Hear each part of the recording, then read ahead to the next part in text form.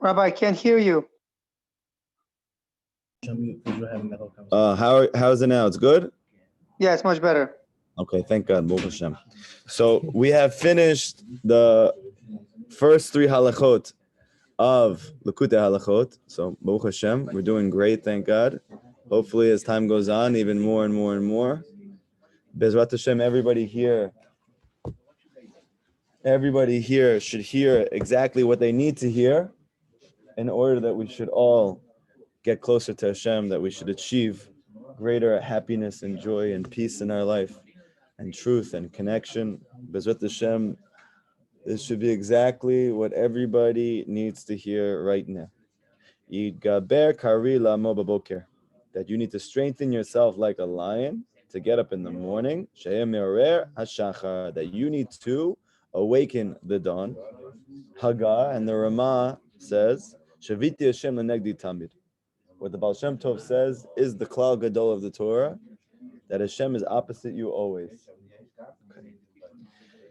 Al Pi Torah, Rabbi Nachman has an incredible Torah in Likutey Moharan called Meishra de Sakina. Simon Lamed. This is the 30th Torah of Likutey Moharan. Ein Sham Kol Torah. Look there at the whole Torah. Okay? Now, what we're going to do is we're going to get the main points from there and apply it to this halacha and bring it Bezrat Hashem into our life. V'aklal. This is the rule. You ready? Ki tzarich kodam levakesh uchapes me'od me'od acharabi amiti hagadol hamala b'mala mufleged me'od shucha ha'ir bo hasagat elokut. Malo, thank you. This is a very big inyan by Rabbi Nachman, and that is like this.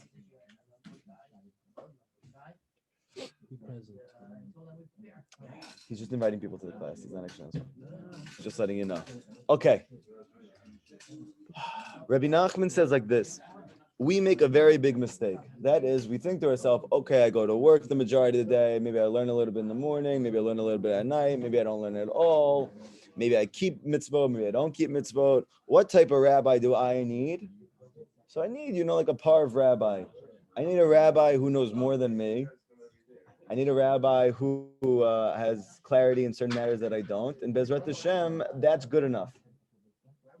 Rabbi Nachman says this is a huge mistake. He says that Tzaddikim are doctors. And he said, according to the level that we're far from Hashem, and everybody knows in his own heart how far that is, to that degree, you're considered a chole, not well, ill. Okay? We know that there's such a thing called physical illness, but physical illness is actually a result and manifestation of spiritual illness. So therefore, we're all suffering. And to the degree that you suffer with this illness that's called, I'm far from Hashem, I'm far from my real self, I'm far from real good, and everyone knows they can feel it. To that degree, I need a good doctor.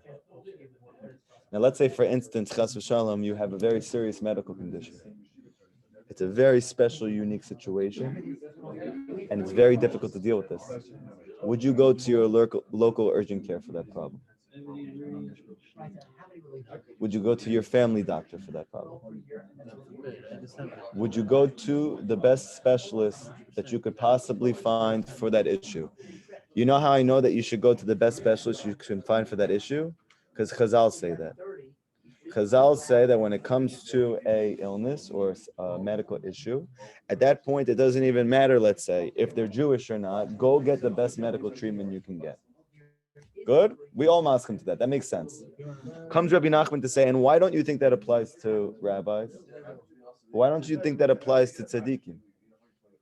He says, kal v'chomer, or kol shekain, all the more so. That by tzaddikim, they are physical doctors, they are spiritual doctors, they're emotional doctors, they're psychological doctors, they're financial doctors, they're every type of doctor. So he says that the further you are, the greater the doctor that you need. It's a spiritual master, a tzaddik. The greater is the choler, the further you are, the greater the tzaddik you need. Not that I need someone a little bit more than me. Okay? So this is the rule that every person needs levakesh, to search, lechapes, that is to not just, it's an intense search, it's a rummaging for me'od, very, very, very much, acha Rebbe ha'emiti, a true Rebbe hagadol, a great true Rebbe, b'ma'ala mufleget me'od, that he is high and wondrous from all. So that he's able to do what? What's the whole point that he should be like this? That I don't just, I shouldn't just be attached or receiving life force and my information from a stam rabbi, but that I need to go, let's say, to one of the greatest tzaddikim in history. Why should I have to go search for that? Why can't I just go to my local rabbi? Because ultimately, he needs to be able to illuminate you with what he calls hasagat elokut, deep perceptions of godliness. According to Chassidut and Kabbalah, what is it that heals illness? It's something that's called chokhmah. Chokhmah literally means wisdom, but in the language of Kabbalah and Chassidut, chokhmah is an intense revelation of godliness at its source. And the key to tikkun, the key to mending, the key to healing, according to Chassidut and Kabbalah, is to return something to its source. It says in the Torah, we say it every day, Hashem created everything bechokhmah. And the simple understanding is that he had tremendous understanding and wisdom in everything that he does. And that's true. But even deeper than that, what it means is that at the root of everything is something that's called chokhmah. It's a sphere that's called chokhmah. This is the highest sphere of the revealed sphirot, or so to speak, the sphere that we can chop or connect to. And in that sense, for us to be able to all achieve our purpose in our lives and also to heal and to mend, we all need to return everything back to chokhmah, its source. Who has chokhmah? Only the greatest tzaddikim. Only the greatest tzaddikim in the world have what Rabbi Nachman says are called hasagas elokus, divine perception of godliness. They once asked Rav Natan, and people always constantly ask me ever since I started teaching, and it's a great question. As soon as you start learning Rabbi Nachman's teachings, the first thing that comes up for you is, how do I know who a true tzaddik is? Because it sounds from Rabbi Nachman like the most important thing you can do in your life, even more than keeping the mitzvot, is to find yourself a tzaddik emet, to find yourself a real tzaddik. Why? Because through the finding of the real tzaddik, you will then have the mitzvot, but with simcha and with happiness and with joy and with life force. And that through that tzaddik, you're going to find yourself. And through that tzaddik, you're going to find everything you're looking for. And he says that your whole Judaism is dependent on it. So as soon as somebody hears that, they go, okay, great. So how do I know who that is? So Rav Natan was asked this question, his main student, Rabbi Nachman's main student. And he explains in the Likutey Halachot that it's like if you were placed in a desert. You don't know when Shabbat is, but you kind of feel when Shabbat's coming in. You can't know because there's no landmark destination that you can know for sure. But there is, so to speak, this feeling like Shabbat is here. Yeah. But he said, and this is the way that it works with the true tzaddik, you feel when you hear his teachings, when you hear his Torah, that there is a deeper perception of reality, both spiritual and physical, than you see by anybody else. You feel it. And it's not just an emotional feeling, it's a deep knowing. Okay? But he said beyond that, is there any, so to speak, quota? Is there any, so to speak, preliminaries, or in school what they would call prerequisites? So he said that there are two. They would have to be baki in the Torah of the Arizal and the Baal Shem Tov. And if they're not baki in both of them, then they can't be in the category. Now, obviously, anybody who hears that, their head's going to be swimming, because the majority of tzaddikim, that's not their thing. That's for you to go think about. But what you need to know and what you need to understand is that Rabbi Nachman says it is very, very, very important that you find a great rabbi, not a good one.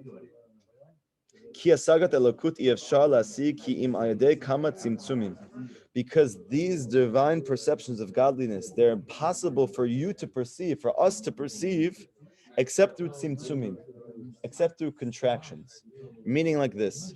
Rabbi Nachman says in Sichot Aran that you learn from David HaMelech when he says that I know that Hashem is great. Why is he saying B'davka I know? Oh, because everybody only knows in his own heart something. The truth about something. Even if I try and convey something to somebody else, even of your own experiences in your life, you know that when you try and tell somebody something you've been through, something you've experienced, no matter how much they get it, they're not going to chop it what it is like in your heart. And that's painful. You have to kind of understand that it's just not going to be 1,000%. Right. Okay, good. But the point is that this goes by spiritual wisdom as well. In some instances, people receive it more than what it is, because let's say something very insignificant happened, and if you say it in a certain way, they get it more. They get it more. Right. In a deceiving way, almost. Even like people can deceive others. If you say, listen, you know what? Well, yesterday, because there's drama queens also, and they exaggerate, to the fullest extent. Like, Right. Wow, but it wasn't really that significant. You know what I mean? Right. I understand. So I'll explain like this. I'll be more specific. Rabbi Nachman says in the first Torah of Likutey Halachot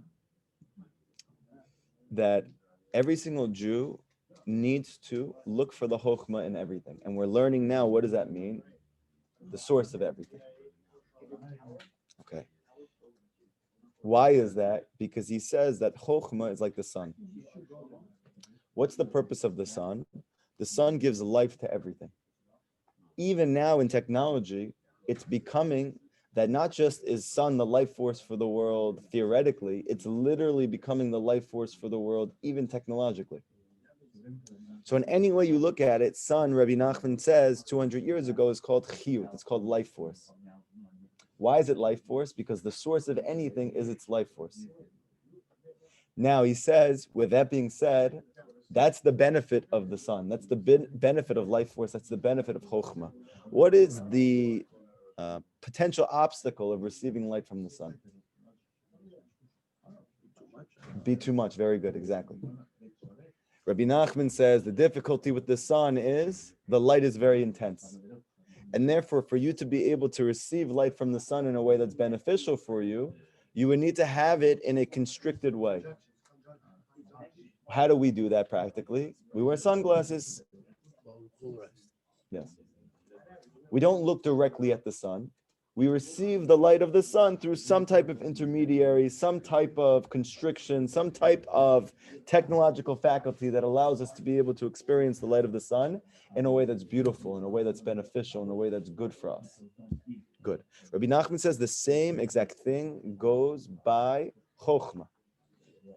That divine perceptions of godliness are as and more intense than the light of the sun. And with that being said, how do I need to get it then? I need to get it just right for me. How do I get it in a way that's just right for me? That it's holding at my level, because if I look directly at the sun, it's not beneficial for me.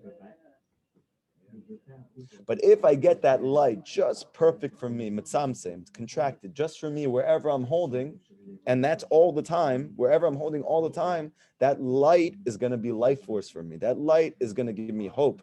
That light is going to give me healing. That light is going to give me purpose. That light is going to be every good thing in the world. And Rabbi Nachman says only a very great tzaddik knows how to mitzamsem that light for every single person. So it's not even just about you holding on to it. That's great. But to be a very great tzaddik, Rabbi Nachman says, and the kind that you're looking for is you need to be able to receive that light in a way that's good for you. And for that, he needs to know how to mitzamsem it for everybody. He needs to know how to make a Likutey Halachot here for this person. He needs to know how to make a Sichot Aran for that guy, the personal conversations. He needs to know how to make Sipori Masiyot. How am I going to make a story for that this light is just too much for somebody else? How am I going to have a personal conversation like Rabbi Nachman did before the end of his life, where he was playing chess with secular Jews, And through his playing chess with those secular Jews, he had them believe in God by the end of his conversations with them. How does he know how to do that by everybody? How can he go to the biggest Tzaddikim generation and teach them in Gemara and go to those people who are very, very far and play chess with them and teach them about God? You need to be a tzaddik me'od, me'od, me'od.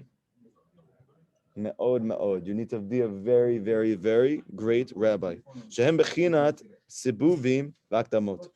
Because contractions or constrictions of wisdom, they're the concept of introductions. Or that you're going around the point in order to get to the point. It's like beating around the bush to get to the thing. Kind of. It's like, for instance. I'll give you a It's for instance.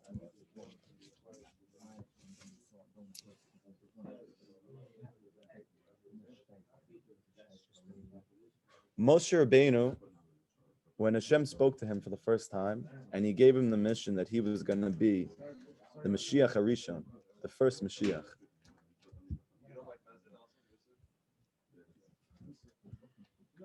Moshe didn't know that God, at least not in the way that he revealed himself to him. And the Midrash says it was way too intense for Moshe to be able to experience. What did Hashem do, the Midrash says? He told him, and you see in the Pasuk, he said, I'm the God of your father. Who's the God of his father? Who's his father? Amram, and he was the Tzaddik Hador. Who does Moshe connect and relate to? His father. Who could Moshe chap at that moment? His father. But we know that when we refer to Hashem, we don't say Elokei Avram, Amram. We say Avram, Yitzchak, and Yaakov. Why? Because in his essence, Hashem is the God of Abraham, Yitzchak, and Yaakov. But for Moshe, where he was at that point in his life, he couldn't hear that. It's like when a person's in pain and you try to reconcile with this pain. And try to tell them it's all good. You need to, in the language of social work and therapy, we say you meet them where they're at. Now, the Midrash comes out and they say, well, how can Hashem lie? If he's not, but he's not, because he is the God of his father, because he's God of everybody's father. But ultimately, he's not essentially that. But that was what Moshe needed to hear at the time. And then later on, he told him, I'm the God of Abraham, Yitzchak, and Yaakov. That's where he could have hopped life. Right. That was where he could get the tzimtzum of chokhmah from. It's like that with all of us now. How are you gonna say God of Abraham and Yaakov? I don't know. I wasn't there. That's right. So you need to hear the God of your father first. And that's what we're learning. That everybody needs to hear their tzimtzum at their level. How can a person be able to give out wisdom in a way that everybody can get it at their own level? Because that's not the teva. There is no way to hop how a rabbi or a tzaddik can give out Torah knowledge, and that a person who's been learning his whole life, how a person who comes from a broken home, how a person who had substance abuse, how a person who doesn't know he's Jewish, that everyone can get what they need from that rabbi with that same lesson. Only a very, very, very great rabbi can do this, Rabbi Nachman says. And that's the concept of hakdamot, introductions. Kamo hamlamed shlomed im hatinuk. Like when you teach a child. You cannot just tell a child the things that you would tell an adult. You have to tell a child what he understands. Otherwise, it would be traumatic for him, for sure. So too, and people don't understand this, and this is very chabal, and this makes me crazy, and most people know that. That is that when you tell a person who has no connection or shaykh to Judaism at all, and you tell him things that if he doesn't keep Shabbat, he's going to hell. Which in essence is true.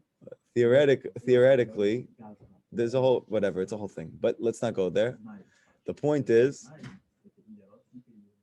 that the first thing he needs to know is that it's his God. That he's the God of his father. Right? When people connected me to Hashem, thank God, I did it somewhere else. And otherwise it wouldn't have worked out so well. And even though they understood and hoped, and I'm sure prayed for me drastically, that I would take tremendous strides from where I was holding at that point, both not just in my actions, but for sure in the way that I thought and the way that I gave. Yeah? The emotions is the main thing. It's that not pushes just you forward. emotions. It's about meeting a person in their state of consciousness. Even like, for instance, you have a client. He has shalom. He deals with schizophrenia. He has episodes of paranoid delusion. Okay, let's say he has a delusion. What's the delusion? The delusion is that there are people who are flying around in his house and drinking chocolate milk and spilling it over everywhere, all of his favorite furniture. Okay. Abraham relates to this problem. He's resonating tremendously. He's like, how does he know my stuff? At least make it halal Yisrael. Okay, so He could be mamish making up a scenario in his head, but no, he's not making it up. For him, it's not making it up. That's his reality. That's his reality. What is an inexperienced or uneducated or uncompassionate therapist going to do? You're bugging. Yeah, he's going to tell him this is a delusion. This is a hallucination. This is not real. And we are going to do whatever we can to help you realize that and understand that. So that's not beneficial to that person, because for that person it is real. And even according to Chassidut and according to Chazal, the world takes place in your mind anyway. So there is no difference between his reality and your reality. Understand?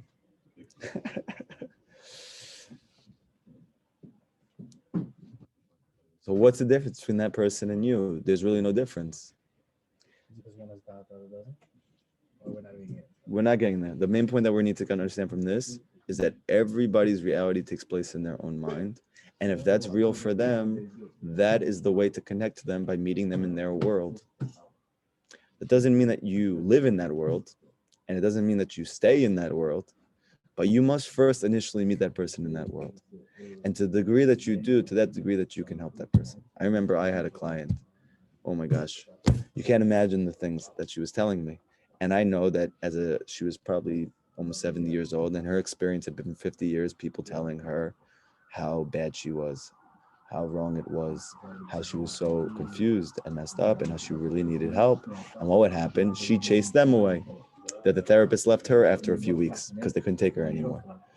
I said, wow, I can't imagine how difficult that would be, that you have those things going on. She's like, yeah, really? Like, finally, somebody understands. Can you imagine those flying chocolate milk monsters? It's very, very, I can't even imagine. Wow, you're very, very brave. And I didn't do that because I was taught that. This was intuitive to me. Okay? Thank God, within the year that I was with her, she got a lot better. And she ultimately came to other conclusions as well. But you need to first meet a person where they're at. A tzaddik has to do the same thing. How does it work when people, like, for example, say a therapist has clients, Yeah. and he doesn't have this mechanism of this intuitive understanding, and he just automatically prescribes drugs and stuff that numb. So he's in trouble and his client's in trouble. Again, he's so he's in trouble and his client's in trouble. This is why Rabbi Nachman says stay as far away from doctors as possible, because it's a very dangerous, very vulnerable position to literally put your life in somebody's hands. When Rabbi Nachman says the greatest thing that they can do, and the therapy world has proven this through research, and they taught us this even when we were in school, that the most healing thing is not the medication. It's not the modality even that you use, meaning it's not even what type of therapy am I going to do with them? Is it evidence-based and it works? Is it not evidence-based? It doesn't work. The most healing thing for everybody from their own mouths was empathy. To be understood. Yeah, that they felt that the most healing came from empathy itself. Who said this? Rabbi Nachman said this 200 years ago. We learned in Uman Chanukah that what is the sign of a leader? Who can be a leader of men? Meaning, who can guide somebody towards a greater destination in their life? Only a person who has compassion. And the greater a leader they need to be, the greater compassion they need to have. And when you go to somebody to receive the type of leadership that is, I'm putting my life in your hands. So you need a tremendously compassionate person, right? And for that, it's a crapshoot. Some therapists you go to, they'll be like that. Some therapists you be to, they won't go like that. Some psychiatrists you're going to go to, they will be like that. Most psychiatrists you go to, they will for sure not be like that. Right. So therefore, now that's not to say that there's not a time and place for something to help you transition, to help you get by, but ultimately, your healing comes from chokhmah. Okay? And in the process, meanwhile, is it okay for a person to take medication? A person needs to do whatever he needs to do to give himself a chance. A person needs to do whatever he needs to give himself a chance. Now, for you to get the right advice about how to do that, again, it's a crapshoot. That's what Rabbi Nachman says in his words. If you go for a certain medicine, he said every illness has a specific medication that illness needs. For you to go to doctors, he said there's probably only one doctor who actually has the prescription for your illness. How are you going to find that doctor? You don't know. Even if you go on every single Yelp page that you want, ultimately the healing that's coming from that doctor is the one that Hashem decided to have that healing with. And it's not based on his degree, and it's not based on his level of academic knowledge, because ultimately your illness is spiritually induced. And therefore you need healing from whichever doctor Hashem would give that healing to. Now, what would happen, let's say, if you go to doctors who are not that doctor that Hashem gave that healing to? So Rabbi Nachman says you're in big trouble. Yeah? So you need to pray a lot. Even if you do have to go see a doctor, Hashem, please help this to be the doctor that has what I need, and help me to know that my healing is not coming from this doctor. It's coming from Hashem and X, Y, and Z. And it's a very, very precarious situation. But ultimately, what's the point? That's by mental health. Kol shekain, we have your spiritual health, which encompasses your mental health, that you have to be tremendously compassionate, and you have to have the ability of da'at to know how to mitzamtzim, to contract God consciousness for everybody wherever they're holding. Okay? One second, we're going to do questions at the end. V'kol ma shehu katan b'mala b'yoter. And all who that he is small, b'mala b'yoter, all the more so, v'chol ma shehu chole b'yoter, that the smaller he is in terms of God consciousness, the more he's considered chole, sick. The less da'at that he has, the more he's considered sick. Like the Gemara says, who is a person who has wealth? A person who has da'at. Who's a person who's poor? A person who doesn't have da'at. It says a person who has da'at has everything, and a person who doesn't have da'at doesn't have anything. So what does that sound like? It sounds like health or illness. It's a sakana to not have anything. That's for sure a sakana. Okay? So therefore, the less da'at you have, meaning the less you know that everything comes from Hashem, that everything is for the best, that everything is in order for you to get closer to Him, then the sicker you are. Hu tzarich rofeh gadol biyoter, and therefore he needs a tremendous doctor, not a stam doctor. And the less that he knows that, the more of a doctor he needs. And in the last generation, where Hashem says, I'm going to hide myself, double concealment. So you need the greatest tzaddik in history in the final generation. You need the greatest doctor ever. Because there is no way to chap just by looking at the world that Hashem is running it. That Hashem is, that you have, that this looks, that the projection here is good, that this is going to end up well for you personally in your life, for us collectively as a community, for us collectively as a humanity. This doesn't look good because Hashem is concealing himself 2 times over, to the extent that Rabbi Nachman says you won't even know that Hashem's not there.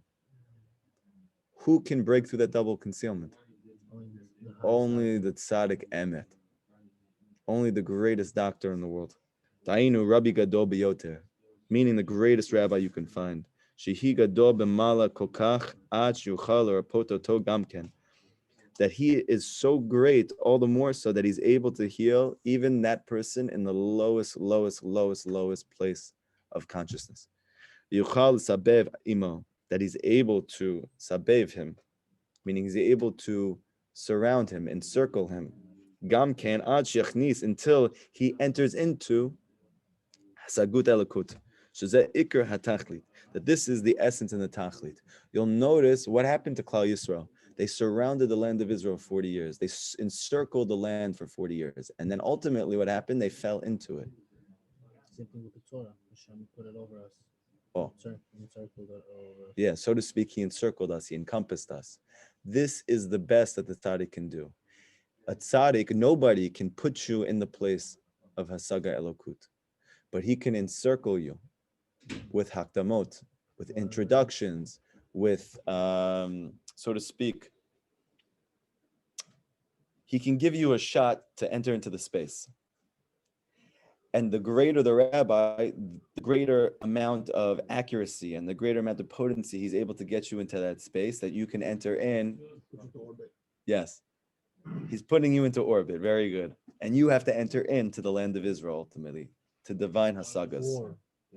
Yes. Muvar Sham, and it's explained there, she'elu hatzimtzumim, that these contractions, shehem bechinat ha'akdamot, that they are the concept of introductions. Sha'ayadam ba'im lasagot elokut, that through them will come to hasaga elokut, that you should come to perceptions of God consciousness. Is that what working is? Chem bechinat chochmatata, that these hakdamot, that these encircling pieces of knowledge or circumstantial, no, that's not the right word. You're putting a person in a position through different means, whether it's through stories or through conversation pieces or Torahs, where that person is holding for him to understand. That's called chochmatata, lower wisdom. Bechinat malchut. This is the koach of malchut. That he's able to get a person in a position to drop into hasaga elokut. That he's not the one who gives it over. He's not giving him the divine perception, but he's getting him into orbit, the space, to the tzaddik. Yes. So now this makes sense, no? Because what's the whole concept of malchut? What's the concept of Mashiach? Right? He's encircling you. How is he encircling you? Mashiach ben David is the Baal Tshuva. He's been where you've been. So what can he do? Better than anybody? He can get you into orbit. Where is he bringing you into orbit that you should then fall into? Rabbi Nachman, Nachman Meuman, Nachman Meuman. He then puts you into orbit that you can now receive divine consciousness, Saga Elokut. And it's the ability of the lower wisdom, the Malchut, the Muna, that's able to put you into that space. Is that what conversation does? Bechinat Sarot. This is the concept of hairs on your head. Or if you don't have any, lack of hairs on your head. Where they at? This is the concept of hair. This is the concept of hair. How is that the concept of hair? Bechinat shiurin da'atvan da'araita. That the measurement of the letters of the Torah, that the Tikkun Zohar says, why are they those shapes? Why are they those measurements? Because every letter is a contraction of the light of godliness. Each of those letters is a different contraction of the light of godliness. It's still a constriction, you're saying. Meaning like this. The white which surrounds the letters is chokhmah, God consciousness. But imagine if you only saw the white. What would you do with that? Nothing. Couldn't make anything out of it. But it's divine light, it's healing. Oh, you need the letters. You need black, dimensional, structured, time, space, and matter. You need letters, which is going to draw down the light. By the way, you should know, according to halakha, according to the Shulchan Aruch, you must have every letter surrounded by this white space. And if you don't, then it's puzzle. It's puzzle. Wow. It's pasul. Even one letter, if it's attached, then the whole Torah. It needs to be surrounded by this white space. And the letters themselves are malchut. What are stories in the Torah? They're all malchut. They're all lower wisdom. And through those stories in the Torah, you can then enter into God consciousness if you have the schut, if you have the merit. I'm gonna miss this. You guys got to come to Israel with me. What am I gonna do without you guys? No, I'm just saying. We can't have this. This is the greatest simcha in the world. You learn things like this. Look, Benny's crying. He's having a conniption. I'm like that. No, yeah, I'm just saying. All my inner worlds are jumping up and down right now. This is the best. Okay. This is definitely worth not going to work. What's work? I don't know. This is the best. Okay, for sure, this is the best. I've worked. I haven't worked. I've partied. I haven't partied. I've done this drug. I haven't done this drug. This is the best thing in the world. There's nothing better than the Chassidus of Rabbi Nachman. Okay, so now this is the concept of bechinat sa'ara uchma, black hair.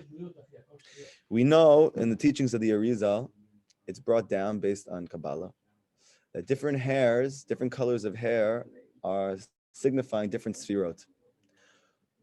And therefore they are a window into your soul. What is black hair? Malchut. Malchut. What is no hair? Like mamish, bald. Like no roots, nothing. Not even on the side head. I'm serious. I know certain people who have no. So they have no. So they have no. So they have. Oh, so that's an actual disease. Charlie Villanueva had that thing. No, I'm not saying that they have a disease. They just don't have any hair. Do they have hair in their eyebrows? No. No. Okay, that's a disease. Okay, let's say they do. Okay. No. Just whatever. It doesn't make a point. So they have less constrictions. Less constriction? We're saying that the whole point of hair is a constriction. It's a matzamtzem. You're matzamtzeming light, and it's coming out. That's why you shouldn't have long hair, because it gives judgment into you. This is the reason, by the way, why the beard, all the different parts of the face are connected to different sfirot. Now, the higher up you go in the face, that's what connects to every higher sfira. But then you have a weird change that by the time you get to chokhmah, which has to do with the mind or the eyes, then you get to keter, which is the highest. And then you leave this space and you go all the way down to here. Rabbi Nachman explains in the Likutey Halachot that keter is connected to the beard. It's connected to the concept of a person. Because a person has the ability to connect to the highest world, even above the angels, in other words, the world of keter. But he's rooted right now all the way down in the physical world. Okay. And why should Hasidim be so makpid to grow their beards out? Well, if you thought before it had to do with the fact that there was a cultural thing, so good, you already were fooled. But if you know enough about Hasidus, you know that everything that they do has tremendous chokhmah. What is the reason? Because the beard is keneged keter, and the ability to draw down the or Ein Sof is the ability for that light to enter into a state that you can actually experience it. And those are the hairs of your beard. Yeah, my beard splits when That also is Kabbalistic. There's a reason for that as well. Okay? But for the point that we're trying to say here simply is that the whole essence of hair is that it is constricting, and when you're trying to receive the light of godliness, you need that it should be constricted for you to be able to experience and benefit from it. Sa'ara bi'igula, like a curly hair as well. You have a circular hair. So he's saying that these concepts of introductions are like circular hair, that they surround. By the way, did you notice that David HaMelech, what type of hair did he have? He had curly hair. Why do he have curly hair? Because he's the Malchus. No. He's the Malchus. He's the concept of this lower wisdom. Now, what does it mean red? Does it mean like an orange ginger type of color? Or does it mean like I've seen some Muslims with mamish red? I'm talking about like... Okay, one second. Before we get there, the concept that we're trying to say now is that David had a special ability to encircle you. Whereas the person who has chokhmah, he has the ability to just laser beam light into you. But for you to be able to have that light laser beamed into you, you have to be in a space to be able to do so. This is why Rabbi Nachman said that there is no Rabbi Nachman without Rav Natan. Because he makes very clear that Rav Natan was the malchut to his chokhmah. How do you enter into the space of Rabbi Nachman? You need Rav Natan. Who is the one who matzamtzemed all of Rabbi Nachman's light and drew it down and wrote it out? Rav Natan. Because Rav Natan was the malchut to his chokhmah. So too, Mashiach ben David is in some ways, he is the malchut to the chokhmah of the tzaddik Yisod Olam. Like we know that in the future, Mashiach ben David is going to come with Moshe Rabbeinu to bring Geula. So who is David? He's the encircler. He'll meet you where you're at. He'll bring you into the space. And then the tzaddik is just going to pound away at you and pound away at you, pound away at you, lifting you up higher and higher and higher and higher and higher. And this is the point. This is the concept of I'm black, but I'm beautiful. It wasn't made up recently. This is thousands of years old. Shlomo Melech said it. Why was he talking about? He's talking about his dad, David. This also has to do with why he went through so many difficulties and trials and tribulations in his life. Because his ability to meet everybody where they were at had to do with the fact that he had to suffer like they suffered. And this is the reason why Mashiach is found with those people who are sickest. This is the concept of Abraham that he established Shachrit. Why? Because you need to be able to enliven the Malchut. And what does that mean for us? Each one of us, when we come to the tzaddik, we are bringing our Malchut with us. Meaning, very simply, the tzaddik or this great rabbi, he's giving out light, what we're going to call or. What do you bring to the table? What's the main thing that you bring to the table? You bring your keli. You bring your vessel. That's what you bring. The bigger the vessel you bring, the more he can fill it up. Okay? Your vessel in the language of Kabbalah is called Malchut. When you come to the tzaddik, you're bringing your Malchut. You're bringing your vessel. And he's filling it up with Chokhmah. And he's able, depending on the size of your vessel, to give it to you just the way that you need it. So it's sweet, so it's warm, not so hot that it breaks your cup, not so cool that it doesn't warm you up. And this is the whole inyan of the tzaddik. He's able to do it to everybody at their level for their cups. And you're bringing your cup. That's your malchut. And what is the tzaddik, the great rabbi's gadlut? What is his greatness? That he's able to give life force to your malchut. Sha'al yedei ha'or panim, that he's able to reveal the light of Hashem's face, b'shalosh raglim. Like the three chagim. We know that there are three main chagim that's deraita from the Torah. They are Pesach, Shavuot, and Sukkot. Rabbi Nachman explains, and it's brought down by the Arizal, that the light of Bina, which is called the Or Panim, the light of Hashem's face, and this is Chokhmah. I know that sounds confusing because we just said Bina, but we need to understand Chokhmah. It's like the sun, you can't look directly at it. Unlimited, but in potential. Right. For you to be able to receive that light, to experience the light, it needs to be on a face. Right. So face is something you can chop. What's the face? It's Bina, the light of Hashem's face. So it is seen in the sphere of Bina. But Bina is above this world. Bina is supernatural.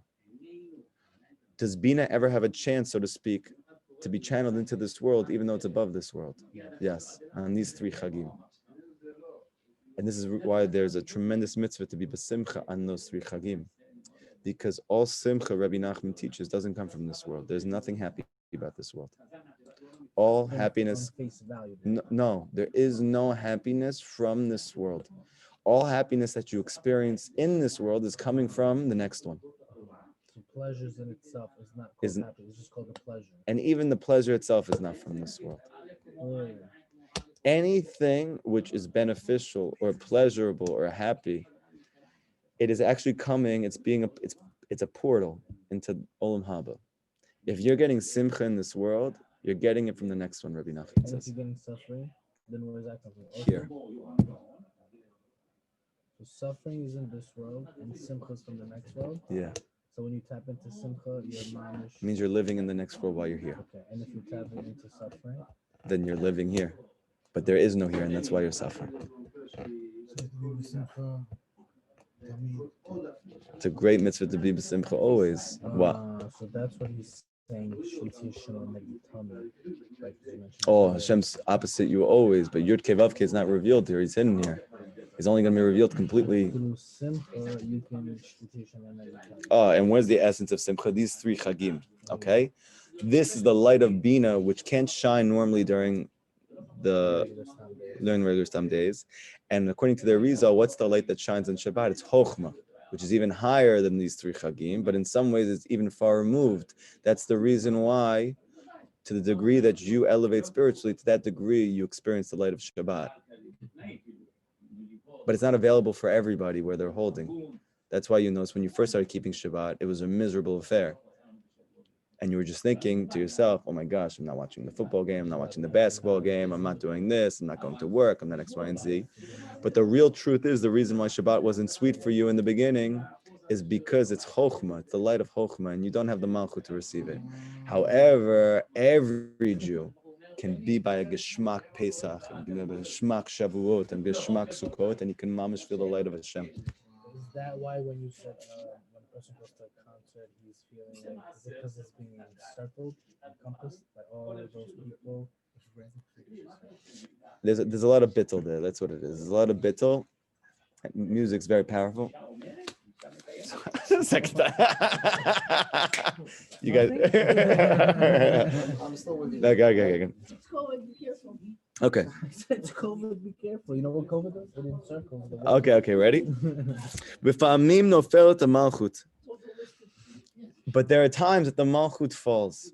Just like in our personal lives, there are times that our vessel breaks, right? There are times that we're struggling. There are times that we're having difficulties in our life. There are times that we are not feeling good, not feeling held, not feeling safe, not feeling comfortable, not feeling loved. That means that the malchut has fallen. The emunah has fallen, which has to happen. It has to nofel. It has to fall in this world. Okay? Now, Shebechina Dalet, the Malchut in Kabbalah, it's explained, is the concept of the letter Dalet. This is the reason why David's name begins with a Dalet. Because David, Mashiach, is the Malchut. Right? And how does his name begin? It begins with a Dalet, according to Kabbalah, and it ends with a Dalet. Kabbalah explains that the essence of a person's name is the first letter of his name. That even though the whole name itself is his essence, if you want to get to the essence of the essence, get to the first letter. And if you can understand the first letter, then you can understand the essence at its source. Now we know by David, and I thought about it a lot, obviously, because it's my name. And the Vilna Gaon says you should think a lot about the meaning of your name. Where does a person learn that? Okay, there's ways, but Bezrat Hashem, just very simply, if you know the meanings of the letters, you can get that from Rabbi Ginsburg. There's a book that he has, the Letters of Creation, a beautiful book, and you can understand all the letters from there at some level, and you could put it together in your name. But I'll just tell you for my sake, Dalit represents Dalud, poverty, nothingness. You're poor. Now, what is poverty for a secular Jew? Suffering. Oh my gosh, such suffering. And then what happens? Paradoxically, through that poverty, you get the Vav. That is the Torah. Right? The Vav is Yaakov, Yosef. The big Vav is the beginning, it's Yaakov, and the little Vav is Yosef. You get the Tzaddik. You get the Torah. Right, so you have to be broken. Broken first. To receive. Right. And then what ends up happening? The word Dalit, which means poverty in Hebrew, actually also means dal, to be elevated, to be lifted up. So that comes after. And that itself also comes from the state of nothingness. However, when you're doing nothingness and you're not filling up with everything, you're suffering the worst suffering. But if you make yourself like nothing and you have the koach to do that, and you're also filling up with the greatest everything, meaning chokhmah from the tzaddik, then you can elevate to the highest places. And every single one of us is a bechina of malchut. So every one of us, to the degree that we are able to make ourselves like nothing to true chokhmah, to that degree we can receive all the good. However, when we, like we usually do, when we're not connected to a real tzaddik, or we're not receiving the Torah of life, Torah Chaim, then what ends up happening is it's just suffering. Because we're nothing and we're not receiving anything. We're receiving bad things or things that are darkness. Okay? So now he's saying like this. that the tzaddik, he needs to enliven the malchut, because when the malchut comes to him, it's often fallen. So bechina dalet is the concept of the letter dalet. Now, why is it the letter dalet which is connected to malchut, or so to speak, emuna, or the fact that it's surrounding, you can't go directly? La'arba malchut. We know how many kingdoms were we exiled by? 4. Why? Because the whole concept of suffering only comes to these 4 kingdoms. And each suffering is a different bechina. And each suffering is a different bechina. And all the suffering together is encompassed by those 4 kingdoms, meaning there's 4 influences. Okay? There's 4 influences in the world that cause us to suffer. David has to suffer through all 4. And that's why he suffers so much. That's why he's suffering his whole life. That from the beginning of his life to the end of his life, he's running from his son, from his parents, from his friends, from his brothers, from his generation, and X, Y, and Z. Why? Because his whole gadlut comes from the fact that he is always under attack by these 4 malchut, by these 4 kingdoms. And every single one of us has this to some extent in our life. Shehem chochmot chitzoniyot. And what are those 4 kingdoms getting their life force from? What are those 4 influences getting their life force from? They're getting it from external secular wisdom.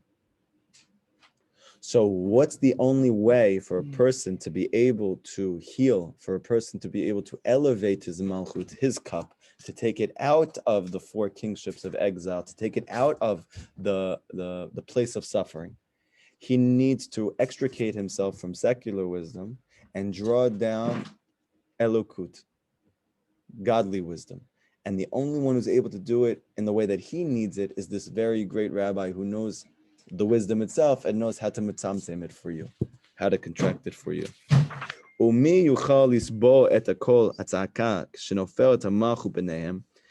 who that he's able to bear the voice of crying,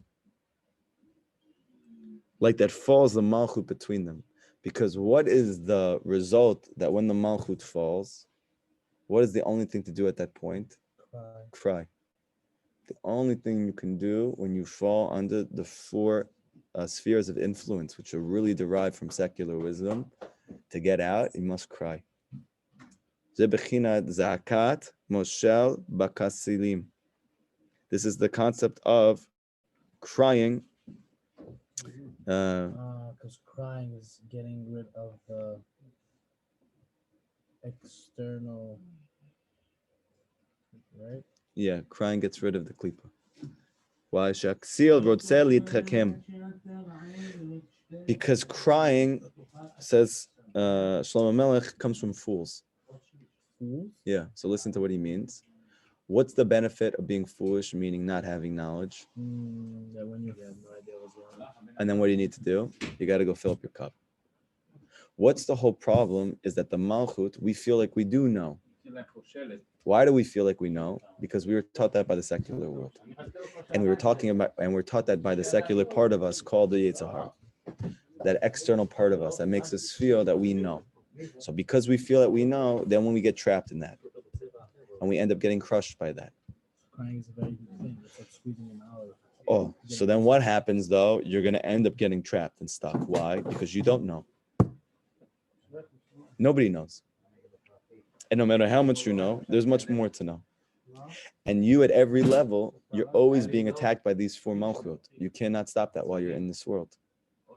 So therefore, you're going to be constantly be drawn again and again and again back down into these 4 levels of negative influence, which is deriving from secular wisdom, which might even manifest itself just in your own ego telling you, I know what's going on.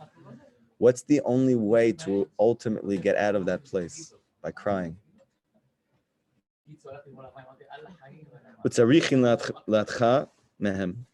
Because you need to extract yourself from those levels of external wisdom. You need to extract yourself from these 4 kingships, these 4 influences which are weighing on you, which are causing you psychological, emotional, spiritual pain.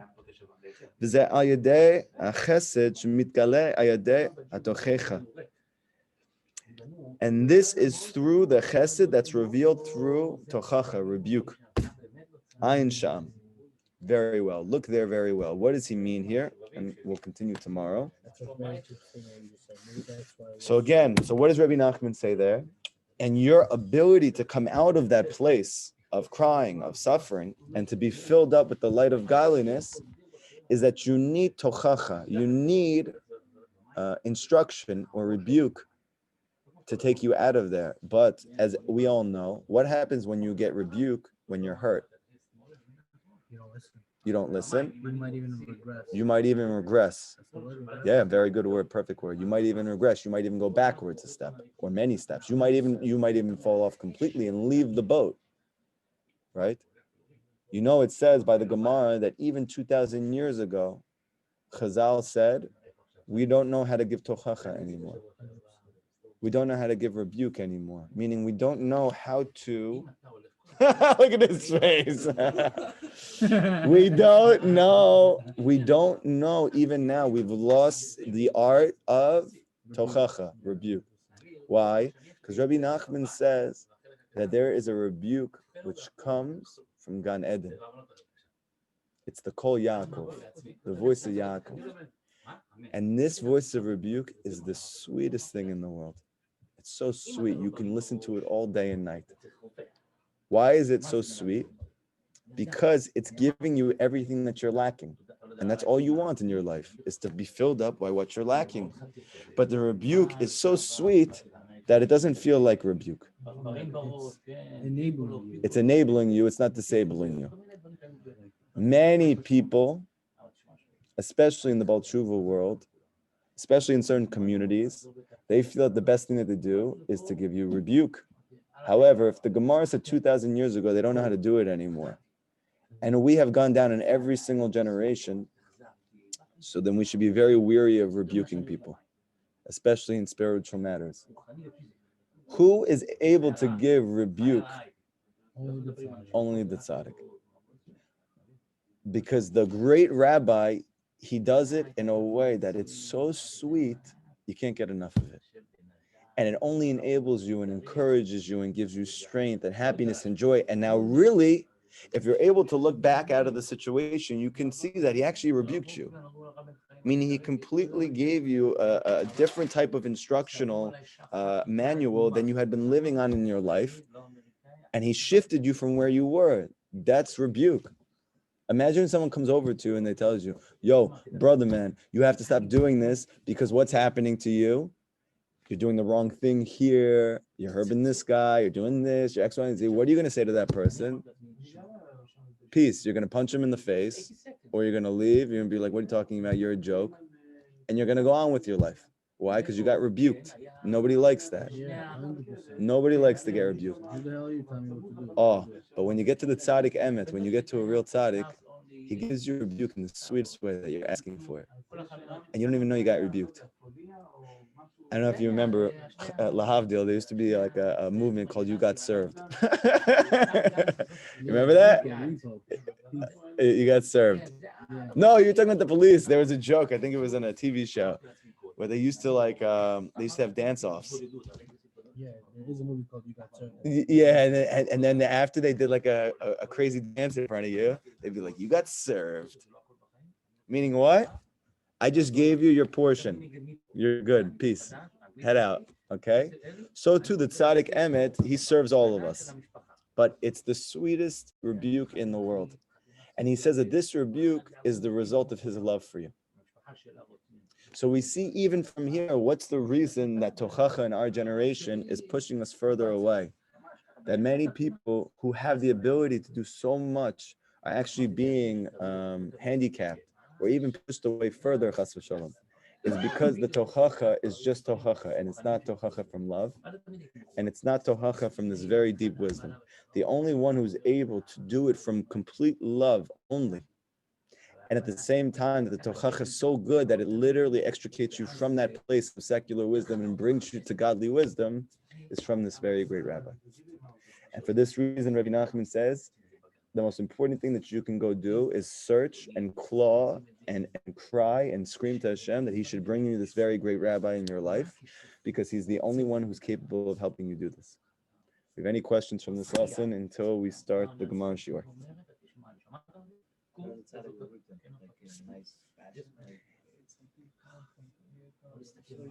You're asking how you get to him or how he gets to you? Every time that you learn Rabbi Nachman's Torah, you're getting rebuked. But you don't know that because it's so sweet.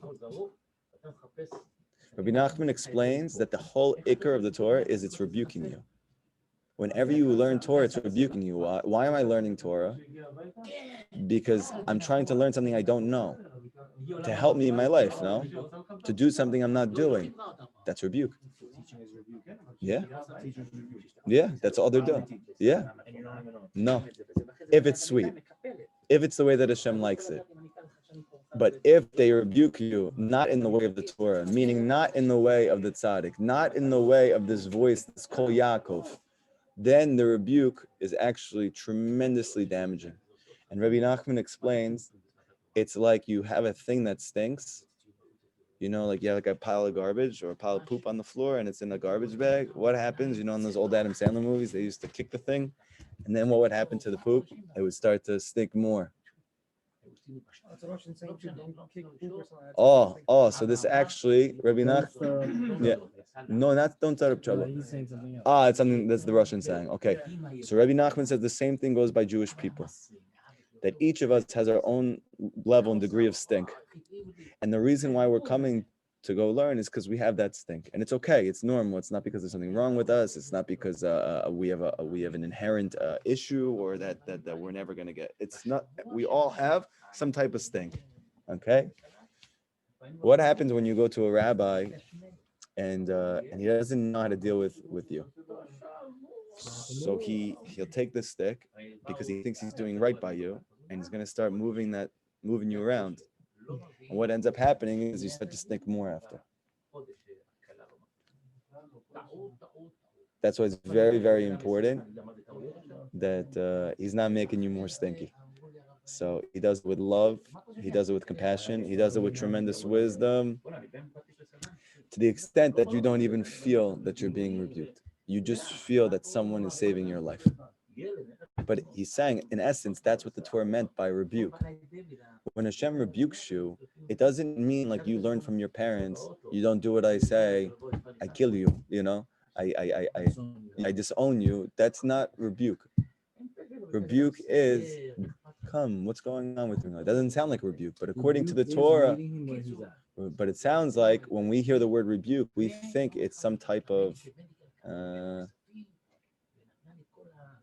something to distance you, but the rebuke is actually to bring you closer. So, but you need to pray to be getting the sweetest rebuke in the world, because this is the greatest love that you can get. Bezrat Hashem, let's all get rebuked by the Gemara now, which is very sweet rebuke. Okay? Bezrat Hashem, we will continue tonight, Likutey Halachot, 9 p.m. here. You should really try and come to that lesson if you want some very sweet rebuke. And then Bezrat Hashem, tomorrow again, we will have Likutey Halachot, 10:30. Oh, and by the way, Bezrat Hashem, we're going to have a siyum here on Masechet Makot on Thursday.